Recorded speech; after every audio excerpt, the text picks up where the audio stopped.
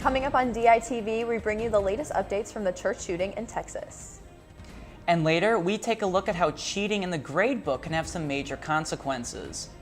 In sports, we'll take a look at how Iowa football shut down a Heisman candidate. And we'll see how the women's basketball team performed in their debut. Will we see some snow this week? I'll let you know in weather. All that and more coming your way on this Monday morning. Don't go anywhere. DITV starts right now.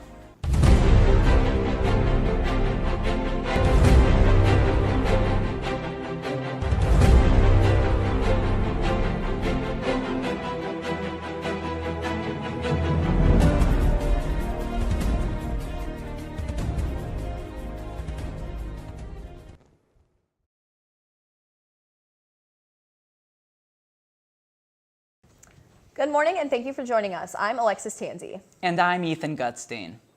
A shooter opened fire at First Baptist Church in Sutherland Springs, Texas, located about 30 miles outside of San Antonio. Late Sunday morning, police and paramedics responded to word of an active shooter in the area. As of now, at least 26 people have been pronounced dead, while about 20 have been reported injured. Police have confirmed that the shooter is dead. Whether he was killed by a resident who followed the gunman and shot at him, or if he took his own life is unclear. Stay tuned to DITV as we bring you the latest updates.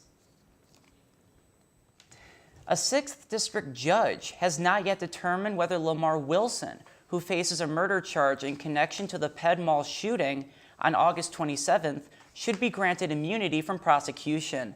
The trial was set to start early November, but Judge Paul Miller changed the venue and date of the trial to the 5th District Court in Polk County on November 27th.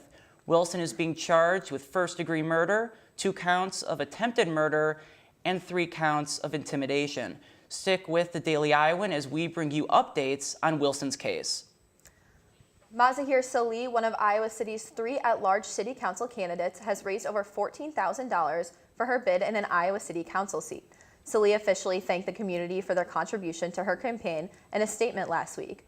Salih said, quote, "I also received donations as low as $5, which makes me happy. I think it shows different kinds of people and different levels of income are supporting me." Salih went on to add, quote, "My goal is to reach out to everyone, and at first my goal was to raise $7,000. I'm so happy I was able to double that." Donors included Johnson County supervisors and current city council members. Salih announced her candidacy back in March of this year.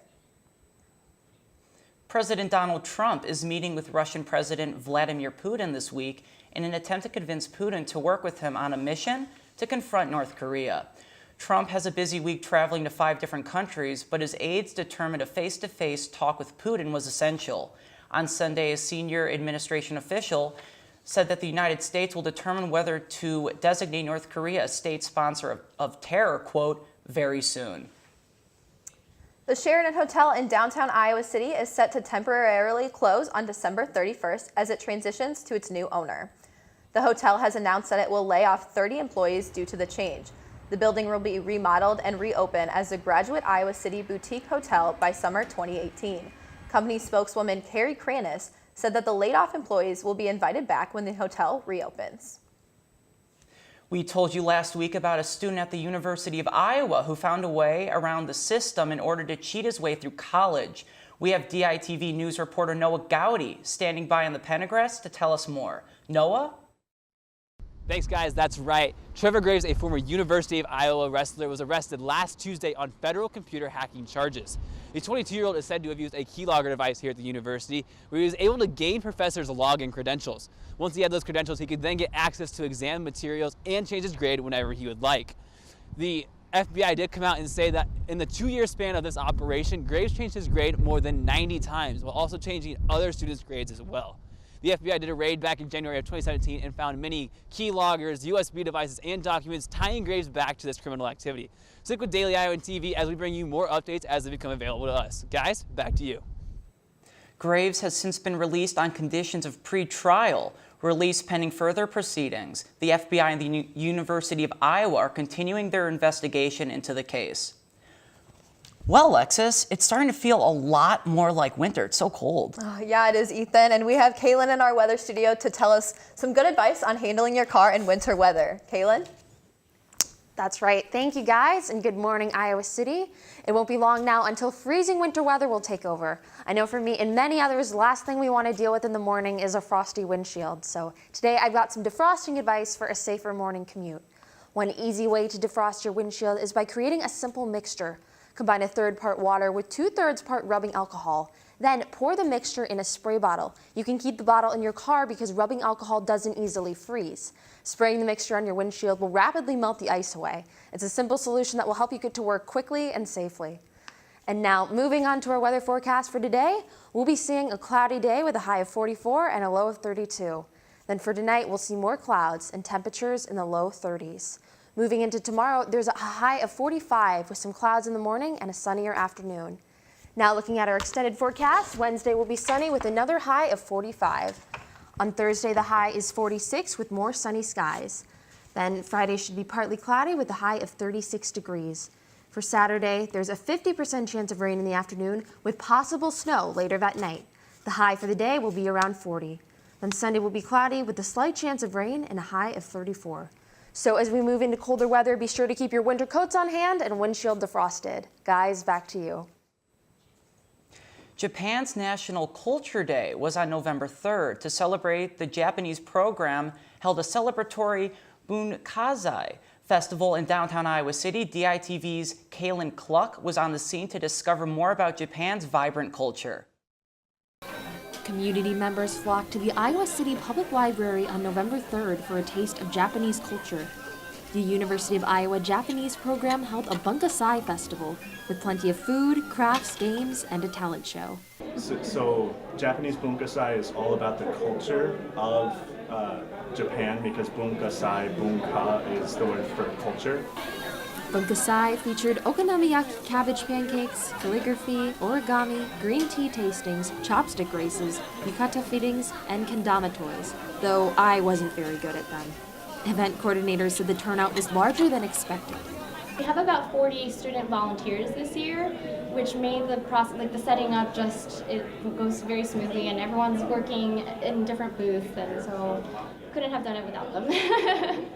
Towards the end of the event, there was a talent show featuring music performances and karate and kendo demonstrations. It's for me the mental and the physical aspect. It's very physically draining because just striking the right way is very, very hard. It's both mentally and physically challenging. Reporting from the Iowa City Public Library for DITV, I'm Kaylin Cluck.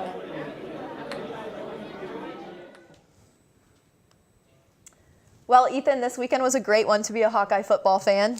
No, exactly. People say Kinnick is a tough place to play, like, we beat Michigan last year, but I did not think we would crush Ohio State the way that we did. I didn't think so either. Let's toss it over to Will and Alexis in the sports studio to get a recap of the game. Guys? That's right, guys. It was a huge weekend in Hawkeye sports. One that a lot of us won't soon forget. The Iowa defense had a tough task at hand when Heisman candidate quarterback J.T. Barrett came to Iowa City, but the Hawkeye defense held their own. Lucy Rodine has more. Ohio State quarterback J.T. Barrett came into the game against Iowa as one of the most prolific players to ever wear the scarlet and gray. But on the first play of the game, Barrett looked for a receiver, but instead found Amani Hooker. Great statement for us as the whole team. To come out there and get a pick six, that's something I always dream about doing, and it happened. And then I think it helped spark the team overall. With that interception, Amani Hooker and the defense made a statement that lasted the entire game. The beginning of the game started off that pick six. I think that was just, kind of early on in the season what we kind of had troubles with, It was always small things that really, came into the big picture at the end of the game, and, that's how we kind of lost. But, with these kind of games, I think those little details that we executed very well, they showed up at the end of the game. Execution's so important. I thought our guys up front fought. Talk about maturation. I think that they're gaining ground every week. Some opportunistic plays, and you come up with a couple picks like that. And the first one, boy, that just they got the crowd even more into it. So those are all really important things if you're going to beat a team like Ohio State. J.T. Barrett had only thrown one interception all year before this game, until he threw 3 picks to Josh Jackson alone. You always want to play against the best, and we got the opportunity today, and I think we did a good job of containing him and just taking the ball away from him. Did a really good job. They got pressure on him, made it tough back there, and we just tried to just play our keys to the best of our ability and just play as hard as we can. He's got those Heisman votes and stuff like that. He's a great player. Everybody has a bad game once in a while, but it's nice to be able to shut them down like we did, and hopefully we can just keep that going the rest of the season.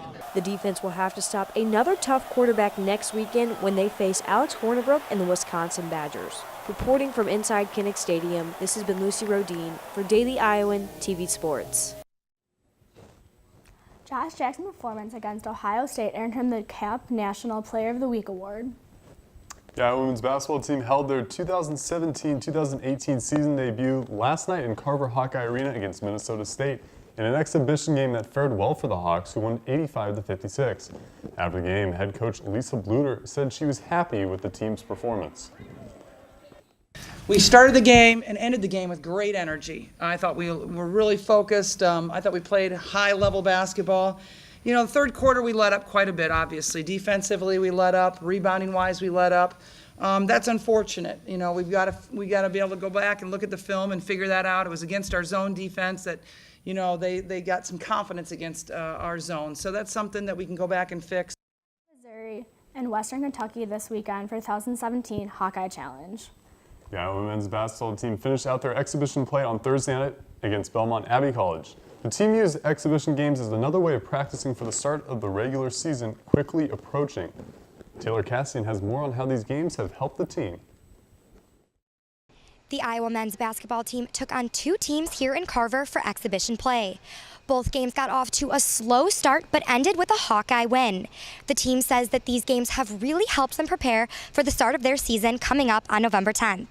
The Hawks faced William Jewell College and Belmont Abbey in Carver and clinched 2 wins. Their main focus, however, was on getting out the nerves early and getting reps on the court before regular season play begins. Got a whole bunch of good players, and I'm going to play them all. And, you know, and sometimes some less than others. You know, I mean, obviously, you're in a tight game. You know, you want to. Luca and Tyler really showed what they can do. You know, but so did Cordell, Jack, and Ryan. I mean, obviously, they're not Division I level teams, and we're hoping to be dominant like we know we can be this year. So. I guess they're kind of just tune-up games for us, and just getting our defense down, getting our offensive flow down, and we know if these games moving forward, they're going to help us out in the long run. I think it's great. Like I said, you know, that first game, you know, coming out there in the first half, like I said, I was nervous, and so, you know, adjusting to the college game, adjusting to the pace, adjusting to, like, you know, just the arena and the different, like, lights. Never played in a kind of an environment like this, so it's big for us, and especially, you know, all the freshmen just getting used to this and how it is, you know, to play, you know, on this kind of stage. So. The Hawks will be back in Carver Hawkeye Arena this week as they take on Chicago State. Reporting for Iowa basketball, this has been Taylor Cassian with Daily Iowan TV Sports. The Hawks will be back in action for their season opener November 10th at Carver Hawkeye Arena. And that's all we have for you in the sports studio. Be sure to tune in tonight for Around the Big Ten with Lucy Rodine and Natalie Accapetti. And come back tomorrow for another perspective of Iowa's dominating win against Ohio State. Guys, back to you. Yesterday, American woman Shailene Flanagan won the New York City Marathon. This was the first time that an American woman has broken the finish line tape in 40 years. Flanagan finished the marathon with an unofficial time of 2 hours, 26 minutes, and 53 seconds, beating 3-time defending champion Kenyan Mary Kitani by 1 minute and 1 second. That's all we have for you this morning on DITV. Be sure to check out dailyiowan.com for all your latest news between Monday and Friday. If you're on the run, you can hear the audio from our broadcast on 98.7 KRUI-FM. And don't forget to pick up a paper copy of today's Daily Iowan on stands now. For Daily Iowan TV, I'm Alexis Tansey. And I'm Ethan Gutstein. Have a good week, Iowa City, and try to stay warm.